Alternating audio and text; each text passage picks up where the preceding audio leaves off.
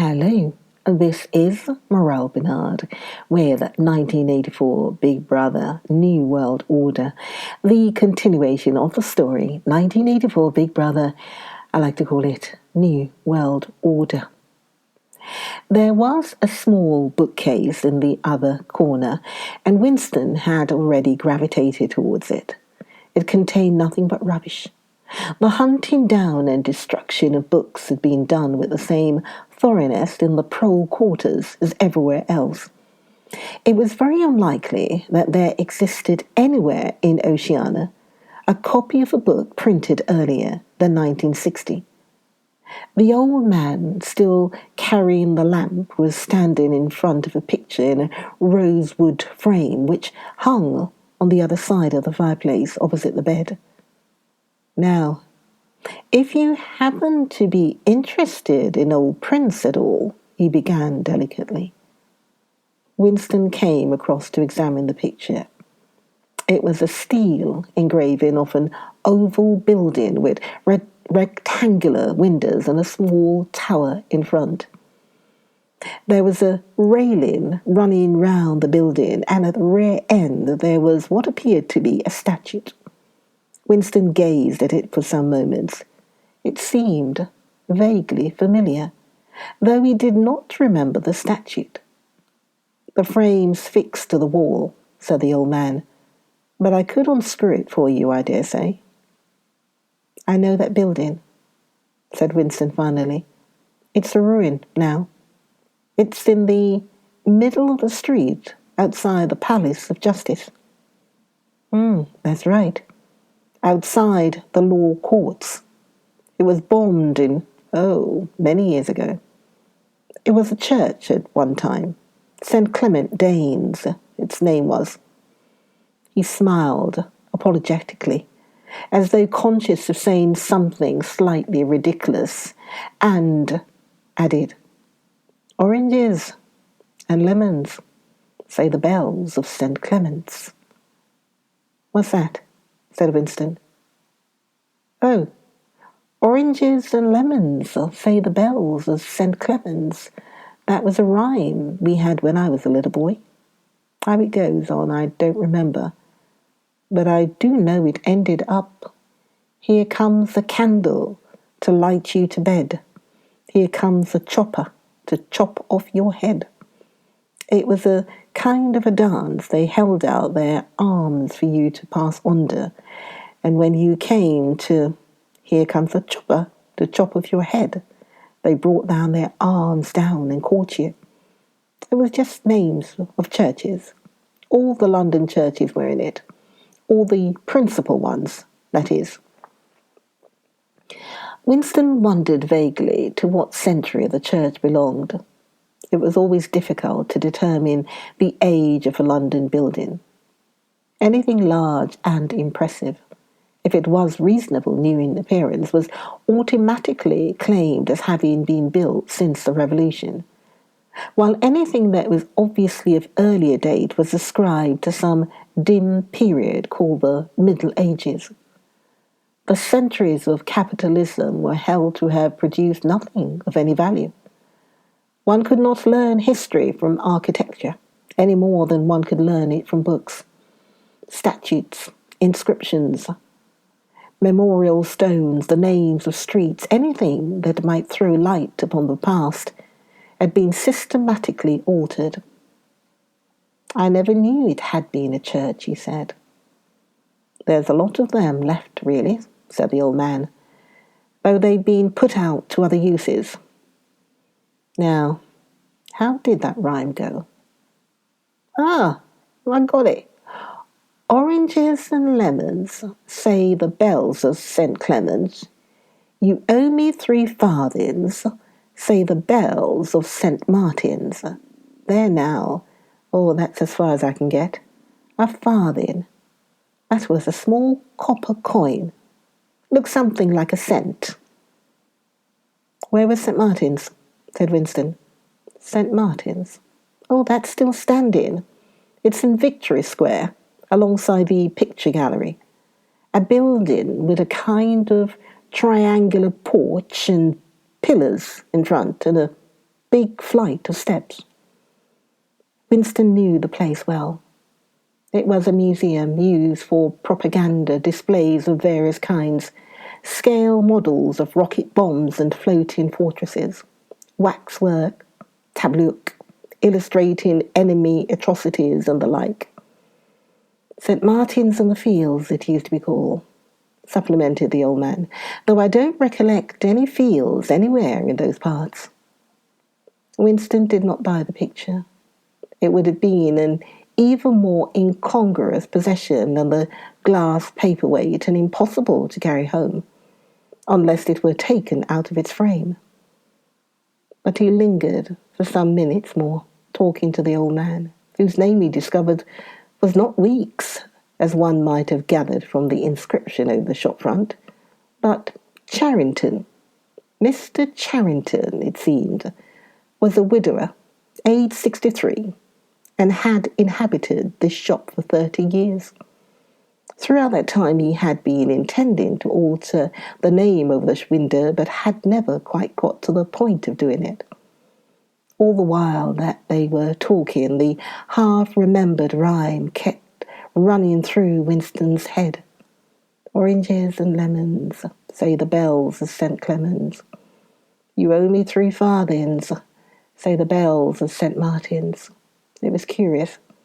But when you said it to yourself, you had the illusion of actually hearing the bells of a lost London that still existed somewhere or other, disguised and forgotten. From one ghostly steeple after another, you seemed to hear them pealing forth. Yet, so far as he could remember, he had never in real life heard church bells ringing. He got away from Mr. Charrington and went down the stairs alone, so as not to let the old man see him, reconnoitering the street before stepping out of the door. He had already made up his mind that after a suitable interval, a month, say, he would take the risk of visiting the shop again. It was perhaps not more dangerous than shirking any evening at the centre. The serious piece of folly had been to come back here in the first place after buying the diary and without knowing whether the proprietor of the shop could be trusted. However, yes, he thought again. He would come back. He would buy further scraps of beautiful rubbish. He would buy the engraving of St. Clement's Danes, take it out of its frame and carry it home concealed under the jacket of his overalls. He would drag the rest of that poem out of Mr. Charrington's memory.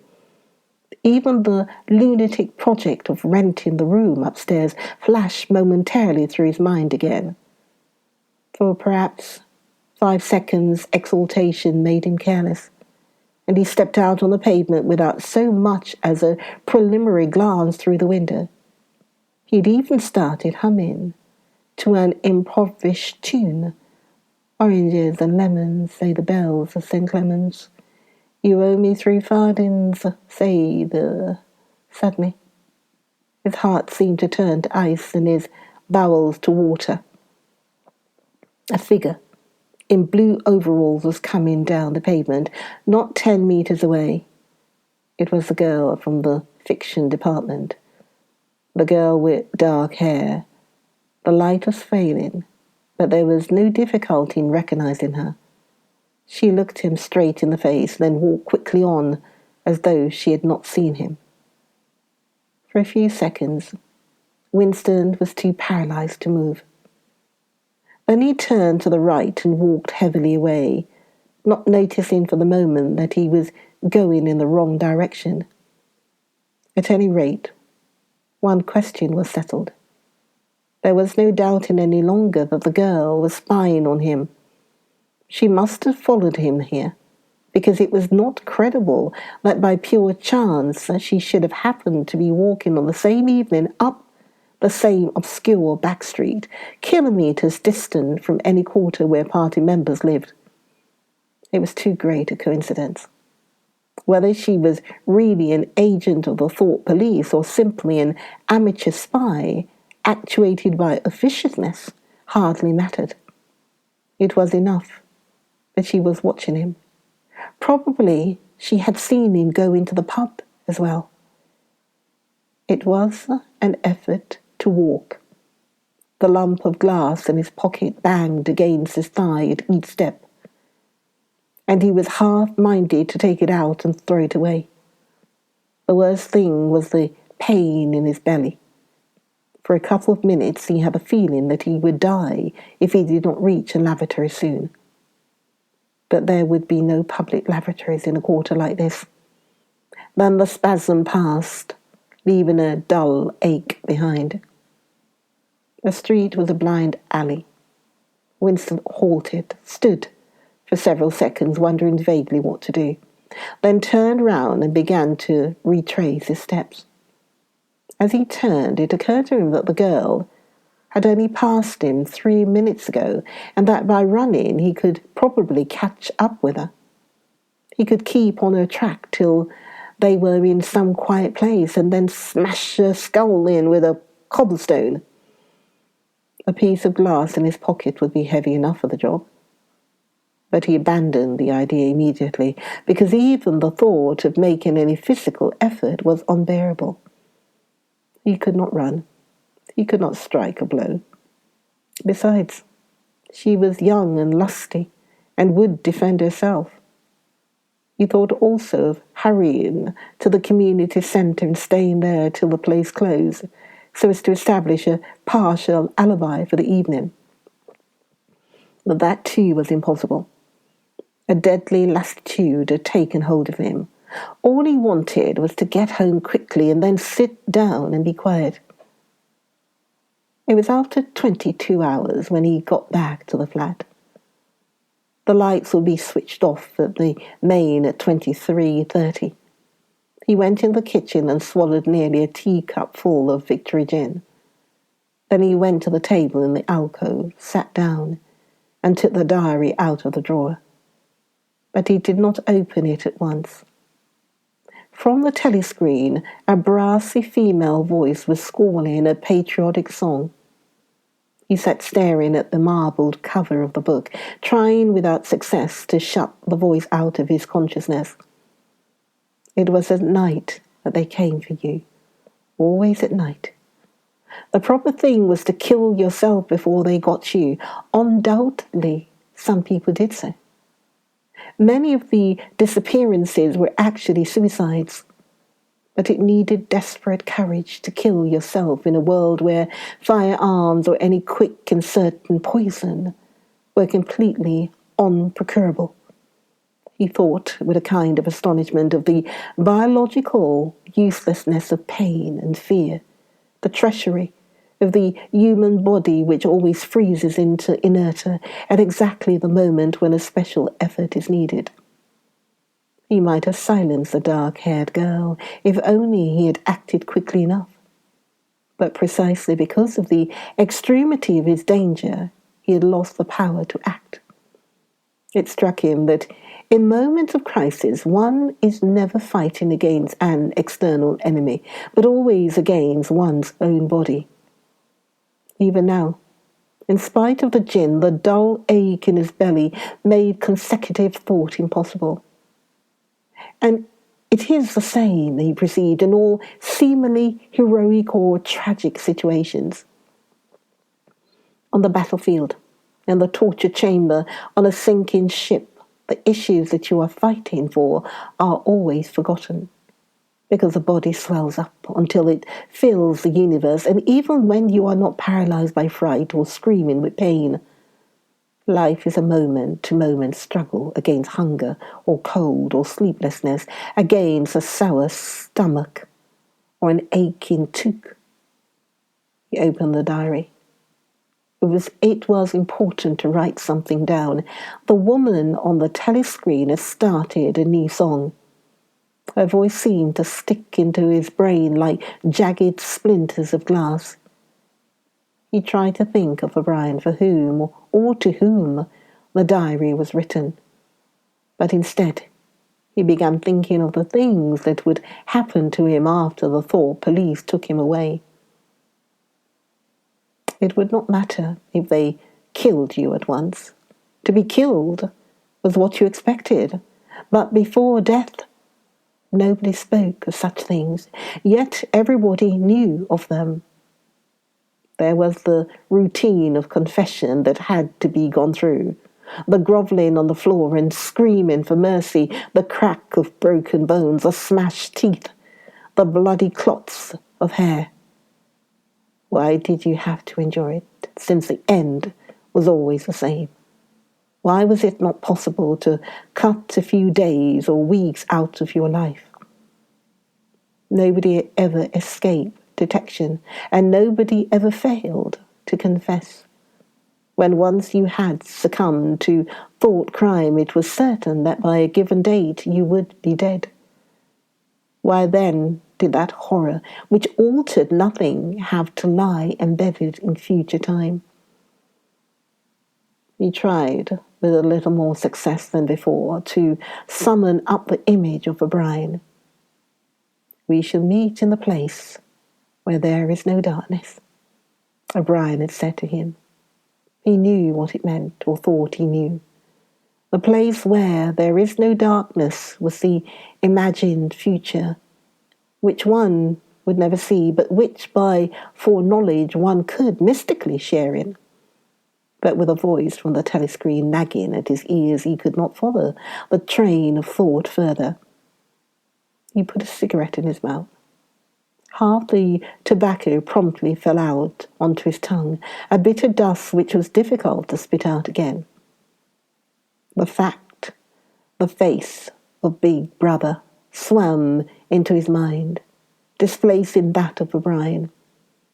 Just as he had done a few days earlier, he slid a coin out of his pocket and looked at it. The face gazed up at him, heavy, calm, protecting. But what kind of smile was hidden beneath the dark moustache? Like a leaden knell, the words came back at him. War is peace.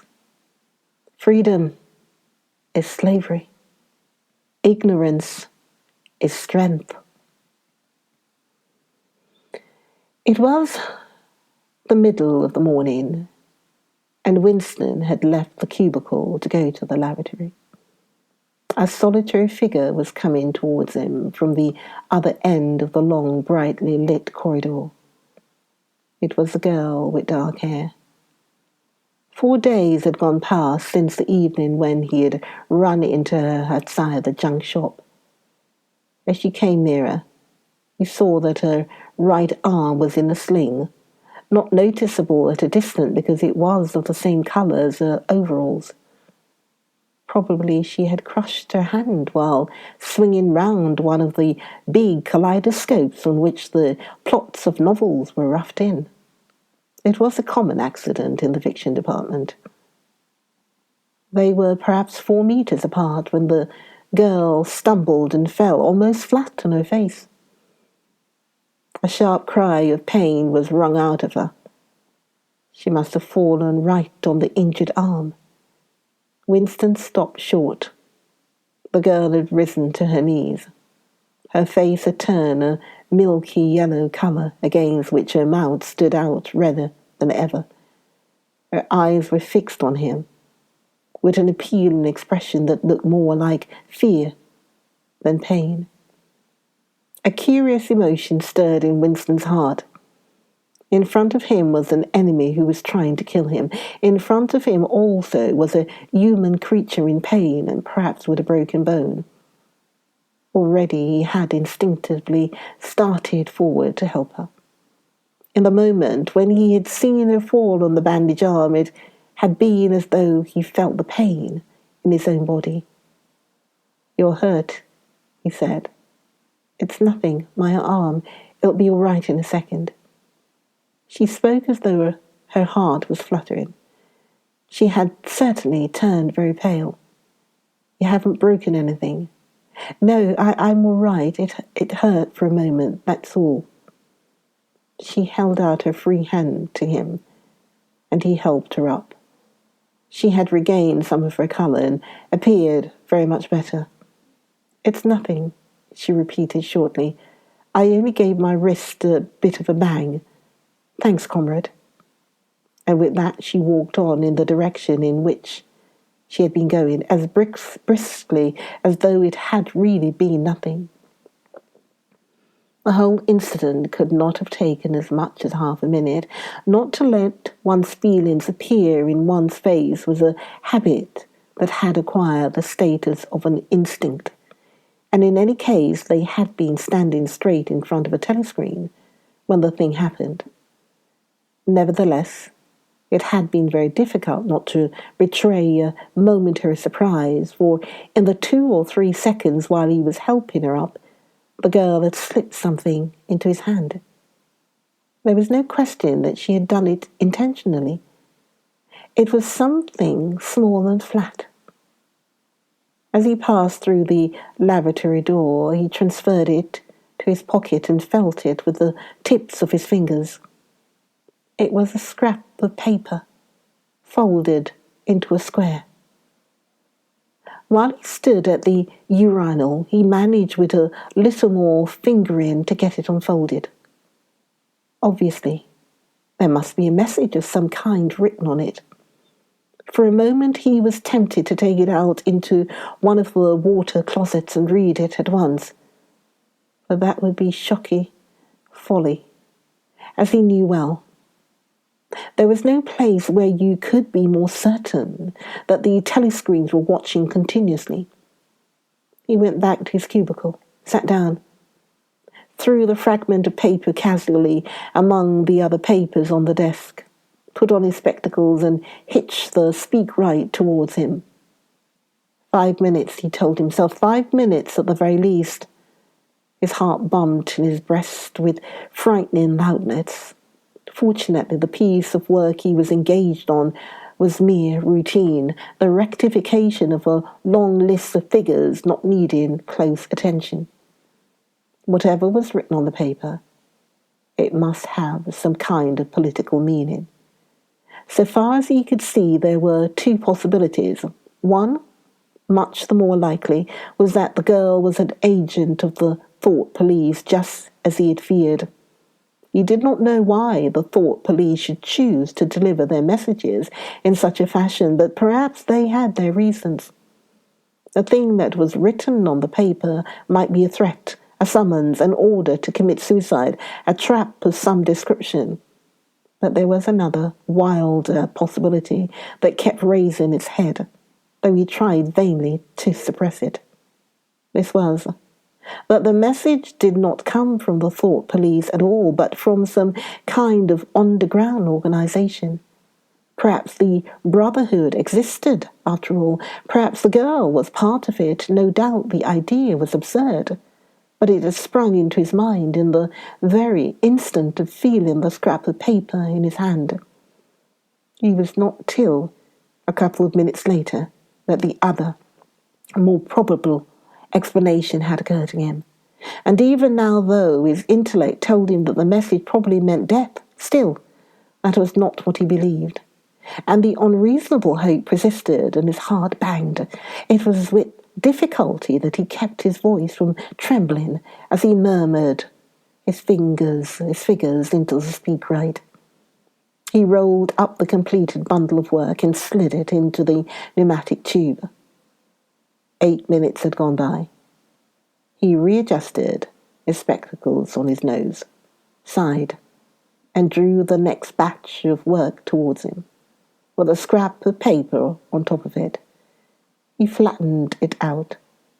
On it was written, in a large, unformed handwriting, "I love you." 1984. 1984, Big Brother, New World Order. I love you. Listen to the next video of 1984, Big Brother, New World Order. Listen to the next video of 1984, Big Brother, New World Order. Morel Benard saying I'll see you then.